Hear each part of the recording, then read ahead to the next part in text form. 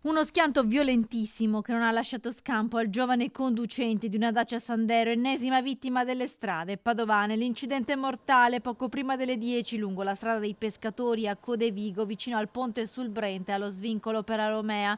L'impatto tra l'auto che viaggiava in direzione Padova contro un mezzo pesante di un'impresa edile che invece stava percorrendo la strada verso Chioggia.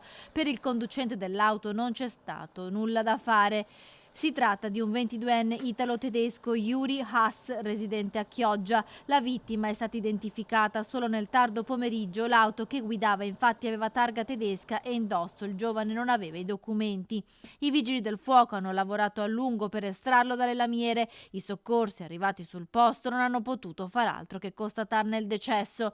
Ferito non in modo grave il conducente del tir, un 43enne di Fiesso d'Artico. In pochi giorni in questo lembo di terra tra le province di Padova e Venezia ci sono stati 5 morti in incidenti stradali. L'incidente in un tratto rettilineo è successo con sicuramente l'invasione da parte di uno dei due mezzi della carreggiata opposta e al di là di tutte le considerazioni che si possono fare sulla messa in sicurezza che è necessaria, è fondamentale, come dico sempre in queste ultime settimane è fondamentale anche la prudenza e l'attenzione da parte dei cittadini e degli utilizzatori delle strade.